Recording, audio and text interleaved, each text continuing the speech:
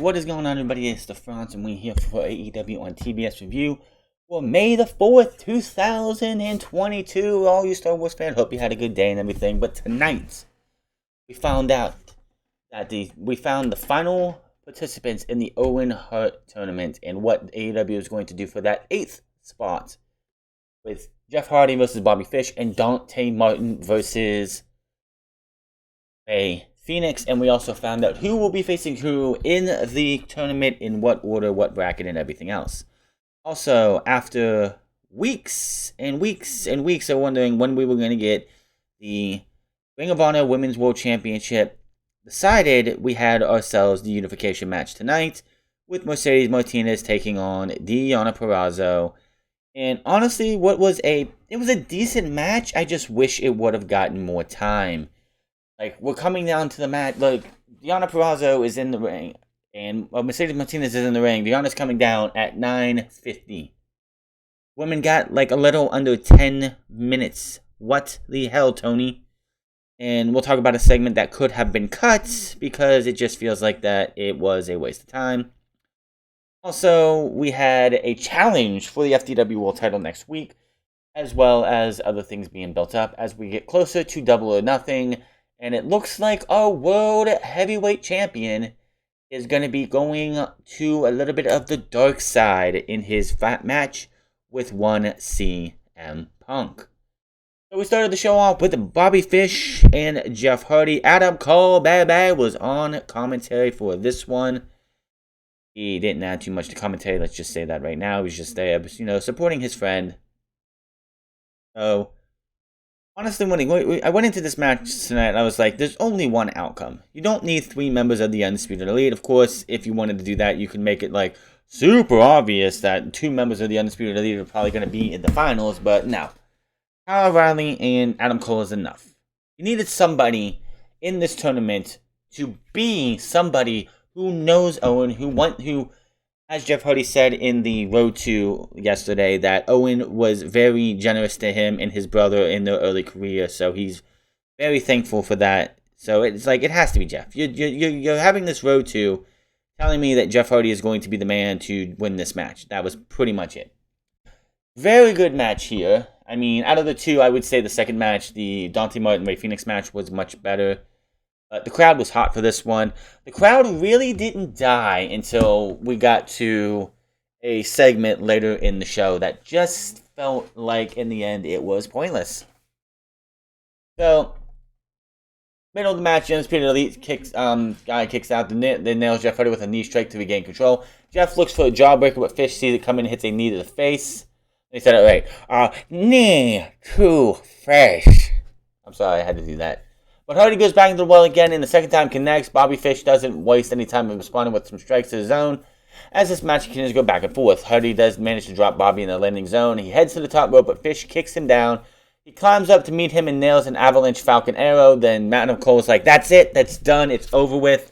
Jeff Hardy is able to kick out, but the way the bodies moved when the kick out happened, Bobby Fish was able to adjust and catch Jeff Hardy's leg and get him into a leg lock. Jeff has to fight, but eventually does get to the ropes. Fish then runs into an elbow, and Hardy follows up with a whisper in the wind to take his opponent down. Nails a Spontan Bomb after a minute or two. 1, 2, 3. Jeff Hardy is your winner. After the match, the Young Bucks make their way to the ring, and they have themselves a good old stare down with the Hardy Boys. And even Adam Cole said he would gladly give his left arm if he could see the Hardys versus the Young Bucks. And of course, JR's like, I'm sure every fan in attendance echoes that sentiment. Because, of course, everyone knows the last time the Hardys and the Young Bucks went team on team, 1-on-1, whatever you want to go with, it was, I believe, in the ladder match at Supercard of Honor back in 2017. So, for the Ring of Honor World Tag Team titles, and of course, the Hardys lost as they very next week, that weekend, I think it was the night after Supercard, which I think Supercard was at WrestleMania. The Hardys made the return to WWE at WrestleMania, as we all know. So, yeah. I would love to see it. I'm sure everyone else would love to see it. Just don't have Jeff Hardy going out there going through tables every single fucking night, because that's getting a little ridiculous, if I do say so myself. So, AEW does the road too, and they had this video portion of it that was William Regal talking about the Blackpool Combat Club and what they do about how they would hurt people and everything. And it's overlaying Blackpool Combat Club putting Wheeler Yuta through drills from Regal to Moxley to Bryan Danielson, because obviously you don't Danielson and Moxley don't need any type of training. Those boys are battle ready and ready to go for whatever. But it's always Wheeler Yuta who's going to be getting the training until they get somebody else in here. Who will that be eventually? Do not know. Yeah, so they took on the Butcher and the Blade and Angelico, who was recently void of his tag team partner, as Jack Evans was not re-signed, and he is now going back to wherever he's going to go, Mexico maybe, who knows. He's not the only guy who left AEW recently. Of course, Stu Grayson, which is a damn shame. I don't know what the hell AEW is going to be doing with that. And Marco Stunt as well, which I know Jungle Boy did put a picture out. He snapped a picture. He put a picture out of Jungle Boy, of Marco Stunt and him at Double or Nothing, I believe, in 2019. Just signaling his thoughts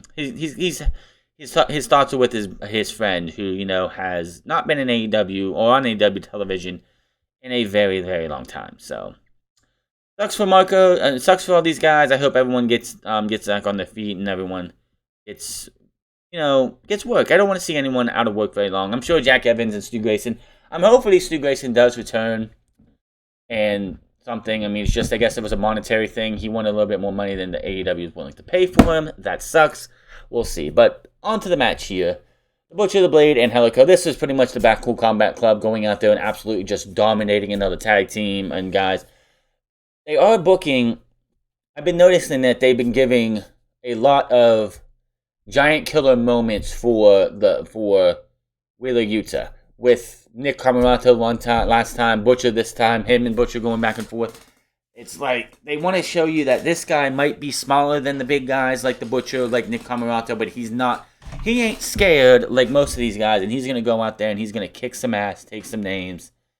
It's just like any other Blackpool Combat Club thing. They go in, they beat the shit out of everybody. They do the big, huge, and Angelico's getting stomped. The Butcher and the Blade are getting elbowed by Jon Moxley and Wheeler Yuta. You get the triangle choke on to Angelico, while the other two put submissions on the other two. Tap out, win. That is all. So, Blackpool Combat Club pick up the win. If we get trios titles anytime this year, the Blackpool Combat Club is pretty much being tailor-made for it. Now, there was news also that came out that Mr. Wheeler Yuta is going to be in the Best of the Super Juniors 2022, and I think that is great. He's gonna miss Double or Nothing, if I'm correct, because of the Best of the Super Juniors is taking place, I believe, around that time. So it starts at that time. It's gonna be like a 3-week tournament. I think the Best of the Super Juniors is like the G1 but for juniors.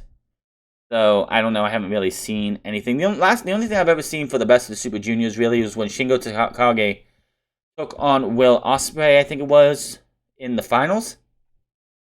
Back when, for whatever reason, Takagi was a Super Junior, which made no fucking sense to me at all. But yeah, really good for him. Everything's been looking up for Wheeler Yuta since he's joined the Blackpool Combat Club. And this is just going to be so much better for the guy going forward. Backstage, we had Ricky Starks, and then he wants to shut. They're talking like Jungle Boy, and comes in and says, "You know what? I had a week to think about you. That sounds like a good idea." And he says, "How about we up the ante a little bit? How about before you get a tag team title match, you face me next week for the FTW World Title?" Ricky Starks says, "You know what? That's fine. I'll take you on next week, and then we'll just get a title shot.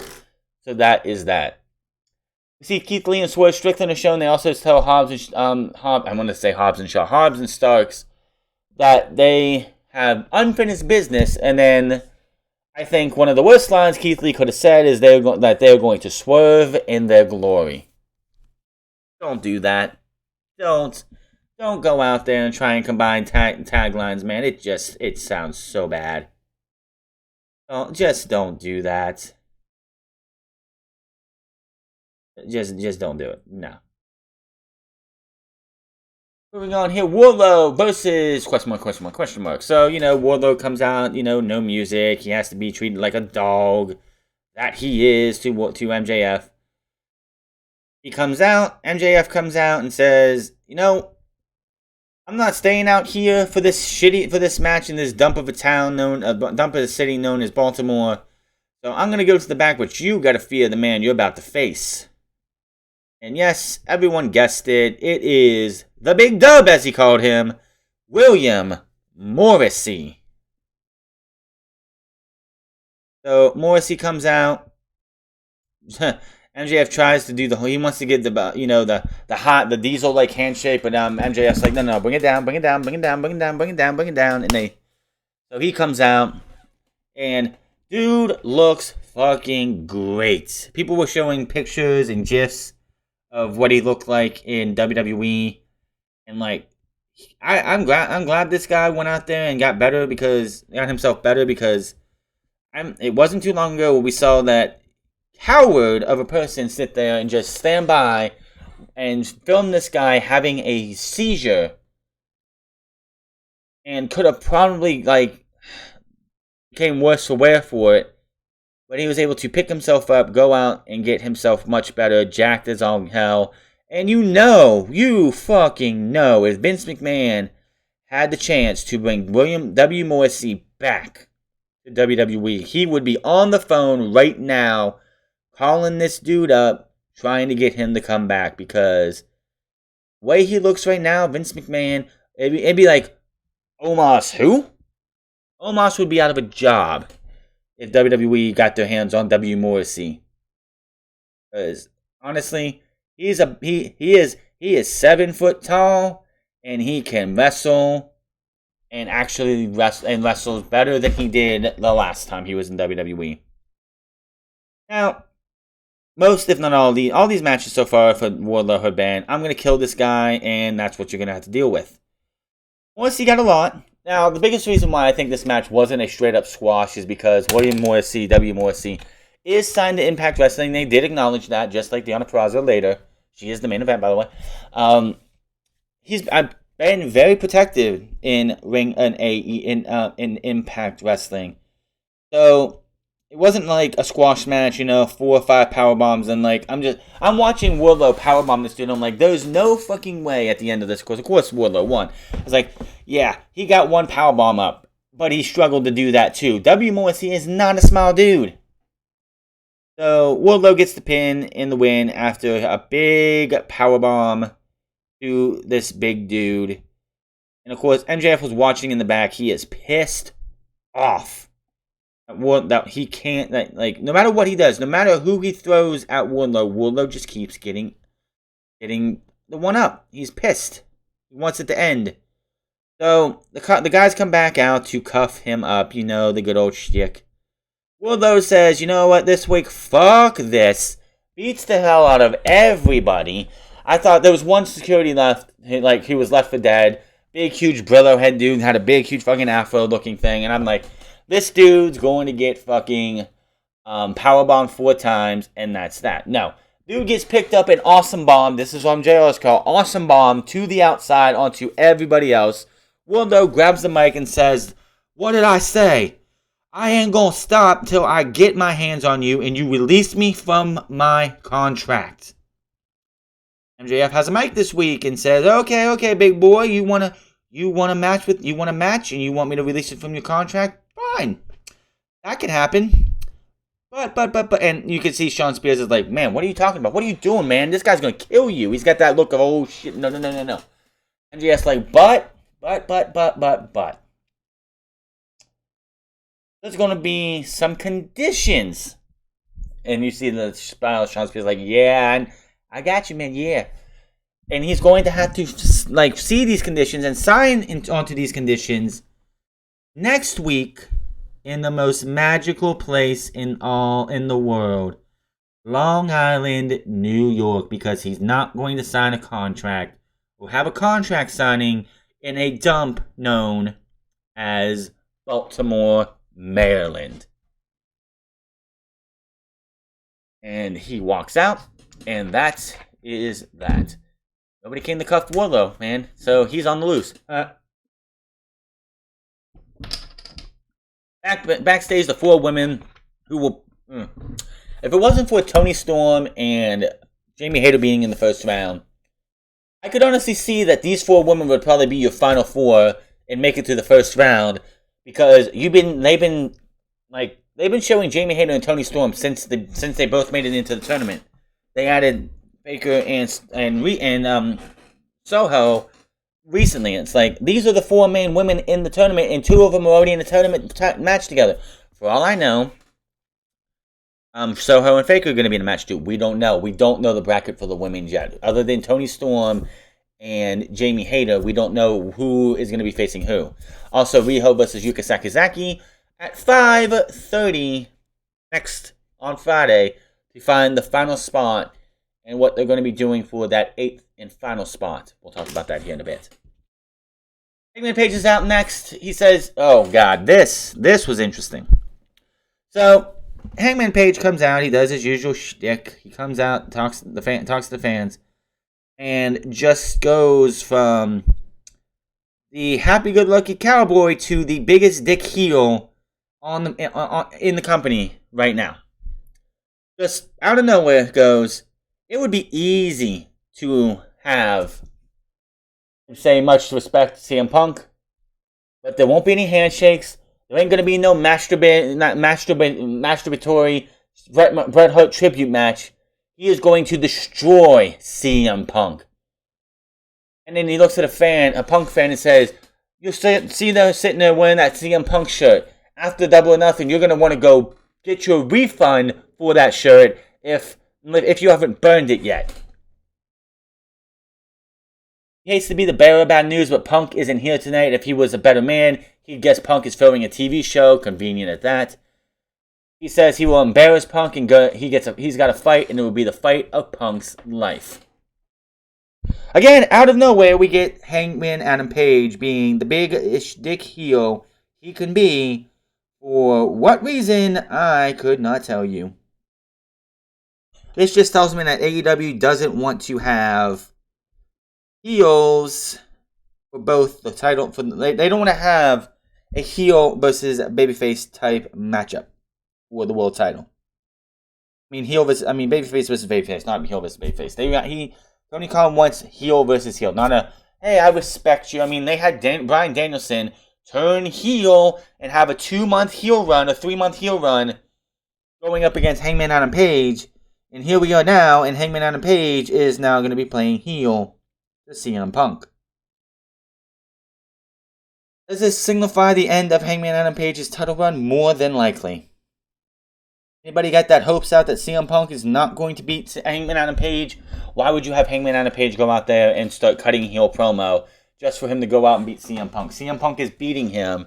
Hangman Adam Page is going to turn heel. He's going to flip the fans off. He's not going to be kissing babies anymore. He's going to say, fuck the fans. Fuck everyone else. I got fucked out of my championship, and I am done kissing your asses. And we're going to move on from there.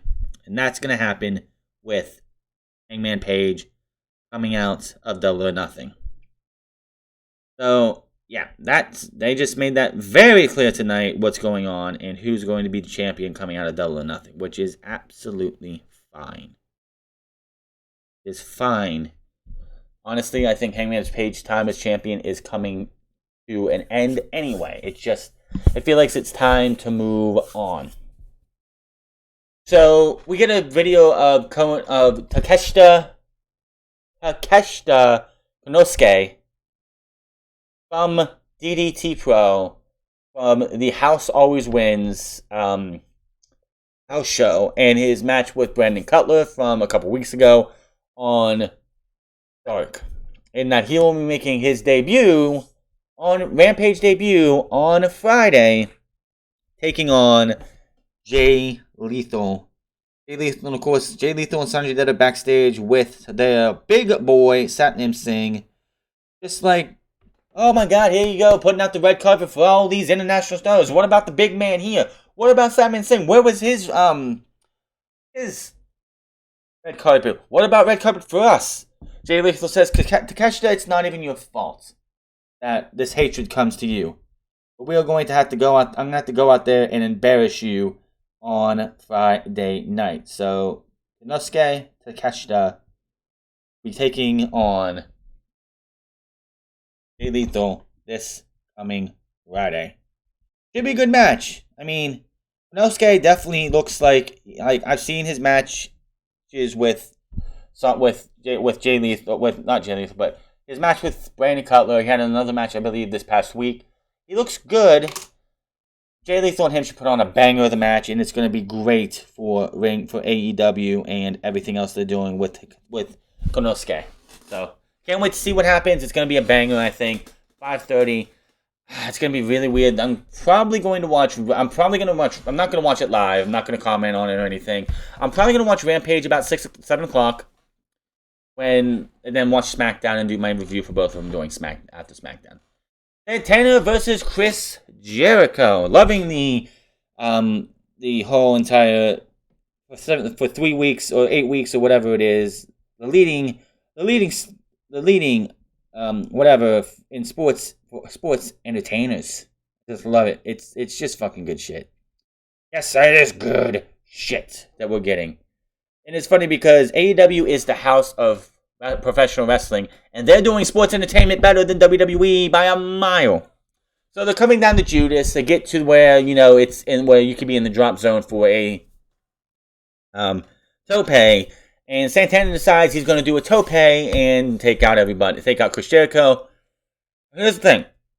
The bell hasn't rung. Not an official match yet. And you have the entire Jericho Appreciative Society going, what the hell, man? They're just they're sitting there watching Jericho get beat up by Santana. I'm like, the match hasn't started yet. You could get involved, Just look weird to see them all just standing there while Jericho's getting beat up. They're going to look like they're afraid of Santana. Or a tease. I got something right too. So, Santana beats up Jericho around the ring for a bit. Eventually, Jericho gets the upper... They get back in the ring. Jericho gets the upper hand. Of course, shenanigans happen in this match. Not much you can say about it. Jericho, obviously, the JAS gets on the ring apron. They make a distraction. Jericho hits the low blow. Gets the Judas effect. 1, 2, 3. Jericho picks up the win. And they take it. Santana Ortiz, they lay them out in a 5-on-2 attack. Eddie Kingston, of course, is selling the fireball from last week. Now, how long is this going to be a disadvantage? How long are we going to have to wait for help for LAX and all that? Are we going to see the OGs make their AEW tag team appearance? Of course, we all saw Homicide make his debut in AEW back at Stadium Stampede, helping Eddie Kingston and Jon Moxley beat Lance Archer. I think it was Stadium Stampede, not Stampede, but the Stadium show, beating Lance Archer and Minoru Suzuki. Is it time? Is it going to be coming time for those guys to make it all the way here? We're just going to have...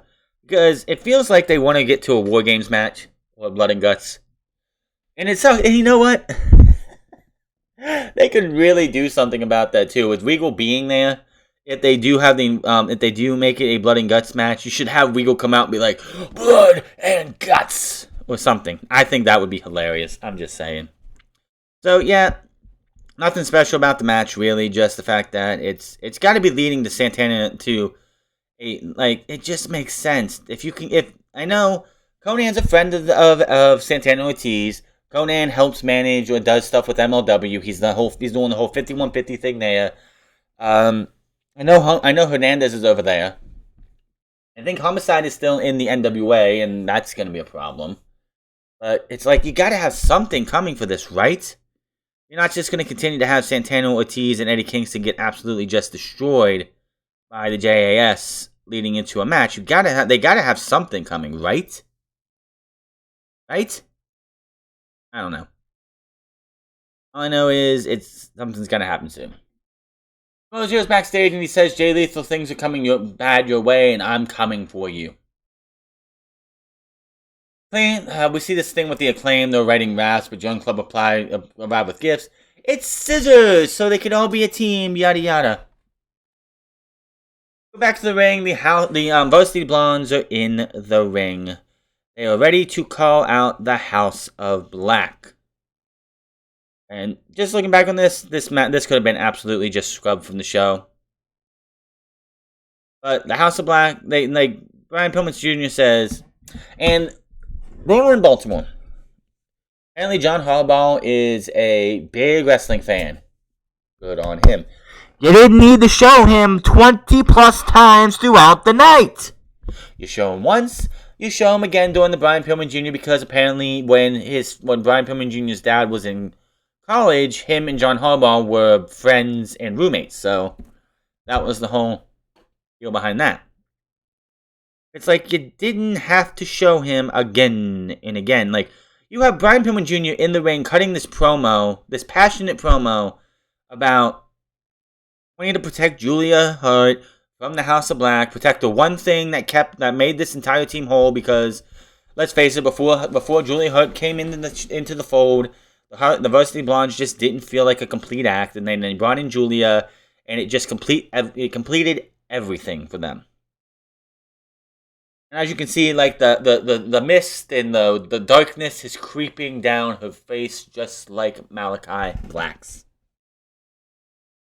And he spoke a quote that John Harbaugh gave. I'm pretty sure his father. He said, I don't know. I kind of tuned this out. This was just. And he says he lost sight of that, and it all started when the House of Black spit in Julia's eye, and he's feeling more motivated now, and he wants to fight them now. So the lights go out, the lights come back on. The lights go out. The House of Black make their entrance. Brian Pillman took his jacket off. He's ready to fight. They're both ready to fight. Julia's in the one corner. They're just sitting there, ready to go. And I was so waiting for Julia Hart to walk up to behind Brian Pillman, get down, and hit him with the low blow. Just hit him with the low blow, taking everything out. Taking him out. And then them laying him out, her taking the eye patch off, and joining the House of Black. That did not happen. She stays in the corner like a frightened little girl. They beat up the House of Black. Malachi goes over to her. And Buddy Matthews goes over and grabs her, pulls her around, takes her around. Brody King hands her the chair. A chair. With Griff Garrison down. She raises the chair up. She's trying to, fight this inner battle. Then she brings the chair down. Malachi comes over. He takes the eye patch off. She's hiding her eye, so we can't see her eye yet. They're all berating her. They're all saying stuff to her that we can't hear. And then Death Triangle appears. They chase him off. And that was that. This felt like this could have been scrapped. And honestly, this felt like this killed the crowd. I don't know what it is, but it just felt like the crowd was dead after this.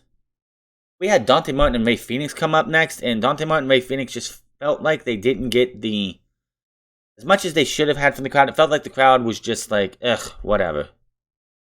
I think they should have pulled the trigger tonight with Julia. Is it too late now? Should they not do the Julia Hart heel turn now? What? What are they going to be doing? I do not know. So, Backstage, we had Mark Sterling say they kept the celebration going since defending the title, and as they put over the trios match, the fact that Red Velvet is in the Owen Hart Cup, said she's going to win the whole damn thing, and they all just talk a little bit more and whatever. Do not fucking care about the whole baddie thing. It should be good in the end because, yes, Jade Cargill doesn't have to do much. Like, if they do trios matches most of the time, if you don't want Jade to sit out there and defend the title the whole time, they're doing trios matches with the other two, and she doesn't have to do much. She just has to come in, hit a big boot, hit the Jaded for the win, while the other two wrestle majority of the match. That is absolutely fine. Let her be on the outside, and let her baddies do the most work. And that's what I would do. Dante Martin versus Rey Fenix. This match fucking ruled. I love this match. I wish I would have had the UK feed, because during the picture-in-picture, Dante Martin decided, you know what? I see you doing Canadian Destroyers all the time. Let me hit you with a standing Canadian Destroyer during commercial break. Yeah. These guys were just all over it. Like, I could not do this match justice when it comes to play-by-play or anything like that, because these two just went out there. It was a circus. It really was like two guys, like two of the acrobatic guys at the circus trying to impress the crowd or trying to wow the crowd. This was great. It was great. Like, you had I've never seen this done before. Rey Fenix gets up on, like, Dante Martin's got his back to the ring on the turnbuckle. Rey jumps up there and hits a fucking Spanish fly, Russian leg sweep type move. I don't know what the hell you call it. Hits it. The fucking, like, the commentators were surprised at what it was. They didn't know what to call it. Just great all over. Poison Rana by fucking Martin, but misses the nosedive.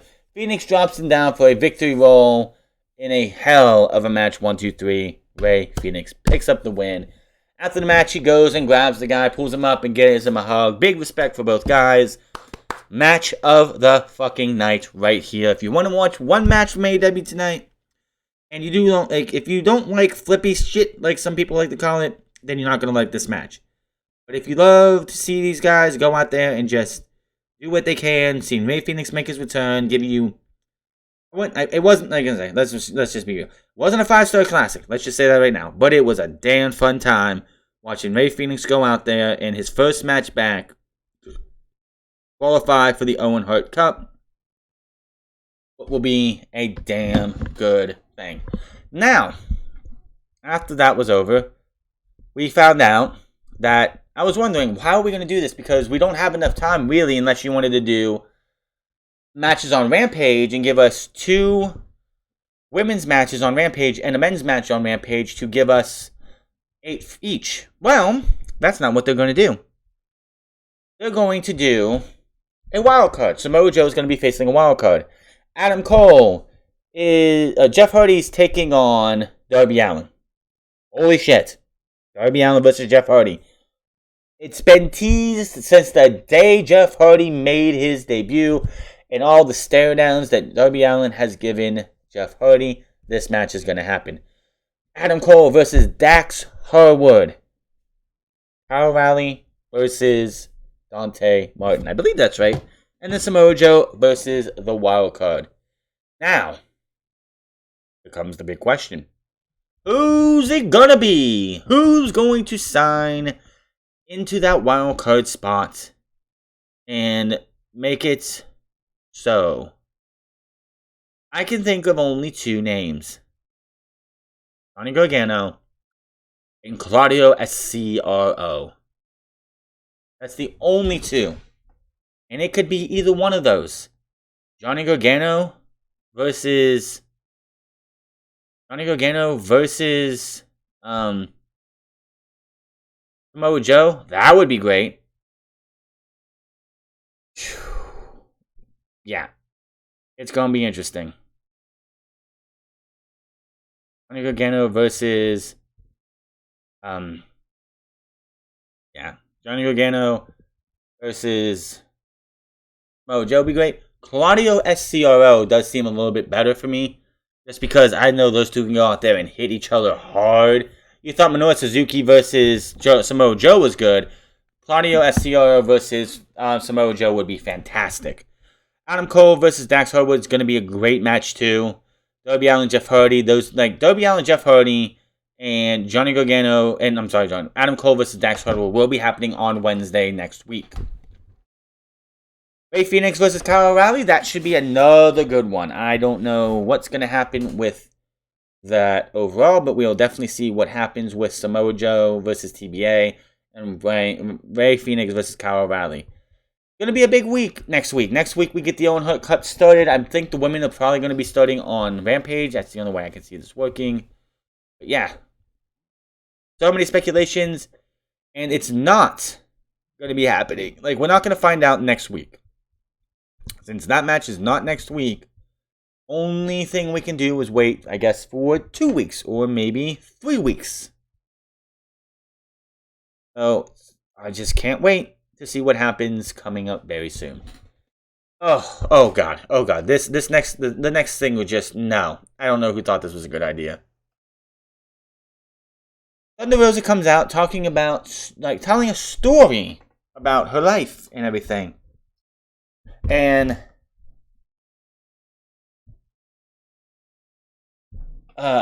she says success is being a champion, but when she first arrived, there was no expectation. But since then, she became the backbone of the women's division. Says she is the top competitor, and she wants to work against the best and the women in the best and most experienced. She said before she was Thunder Rosa, she would drive around around California to watch one wrestler who inspired her to become the best, and she calls out Serena Deeb. It got much worse from here because I don't know what the fuck. I don't know who scripted this or what happened. This was terrible. Said it's been a long time. She's watched Thunder Rosa scratch her way to the top, and she respects her.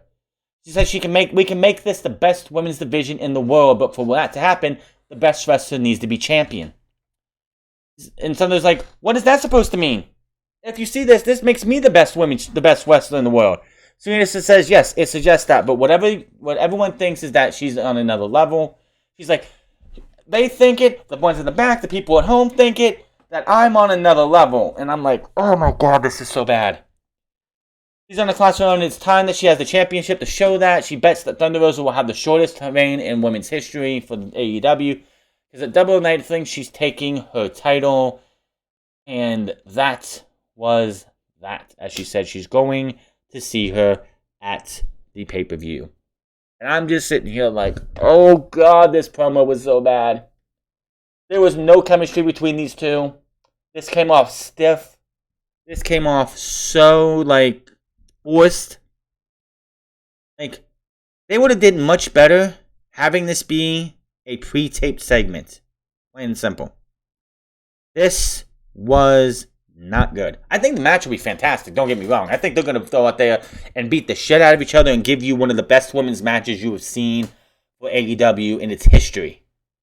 This promo did not sell it for me at all. My God, this sucked. They could have cut this and they could have axed this and did some kind of pre-taped and just announced the match. But this wasn't it. This was bad. Mercedes Martinez versus Deonna Purrazzo Women's Championship match. Like I said, Deonna Purrazzo was making her way to the ring and there was 10 minutes left in the show. Oh, it's a 60-minute time limit. We're going to be staying with this as long as possible. Yeah, sure you are. This is not going that much. It did go over the time by, 1, maybe 2 minutes, if that. Deonna Purrazzo kicks away her foot to the Code of Honor. Instead, but both women grapple and they miss wildly with chops as they look to kick the thing up a notch. Purrazzo attacks the arm of the opponent. Then she begins stomping it down in the corner, setting up for the Fujiwara armbar later in the match. Mercedes fights back with some major slaps, and they head to the apron as Deonna wraps Mercedes' arm around the ropes to attack it. She's continuing to try and weaken that arm so she can get the win later. She continues that by yanking around the ring post. Both of them make the 20 count, because this is Ring of Honor. This is not AEW. This is a Ring of Honor match. Love the fact they're still using Bobby Cruz for the introductions, by the way. Martinez hits several lariats into the backdrop to start picking up momentum. She charges in the corner and falls with a couple of boots to the face, but it's not enough to get the job done. Mercedes nails a running knee and a fisherman buster And I honestly thought that was going to be it. Verazzo responds by turning her opponent inside out down on the mat, but this time it is Martinez kicking out. Both of them go for the clothesline with a double down, and I'm like, oh, fuck, here we go. Double downs, they don't work. This match didn't have a long enough build to get to that to earn that double down. Verazzo goes to the top rope, but eats a slap, and then she gets slammed back down. And Martinez stomps Verazzo in the down, puts her in the Romero special, goes for the Dragon Sleeper, but as she's trying to wrap her arm around, Verazzo grabs it and starts biting her. So Mercedes grabs the other arm and puts her in the Dragon Sleeper. She taps out. Mercedes Martinez picks up the win. She is your Ring of Honor champion, as everyone should have seen it coming. Some people on social media were fucking stupid, going, "Oh, Mercedes Martinez losing was the most brain dead thing you could do. How could Mercedes? I'm sorry. How could Diana lose? She should have won the champion. She should have won." I'm like, you fucking idiots. It was always going to be Mercedes winning this match. If you did not want to see Mercedes Martinez, like if it wasn't for the whatever they were doing in Impact Wrestling, and Deonna Purrazzo would have been at Supercard, Deonna Purrazzo would have lost to Mercedes Martinez then. It was always written from the moment the moment Mercedes was announced as the interim title match against Willow. She was winning that match. She was going to go to this match whenever it was going to be, and she was going to win. I just wish they would have got another 5 minutes. I mean, if you would have scrapped the House of Black thing or made it a little bit shorter, because it honestly felt like it did drag a little bit. Having like the Varsity Blondes just sit there like squaring up, ready to fight for like, it felt like 5 minutes.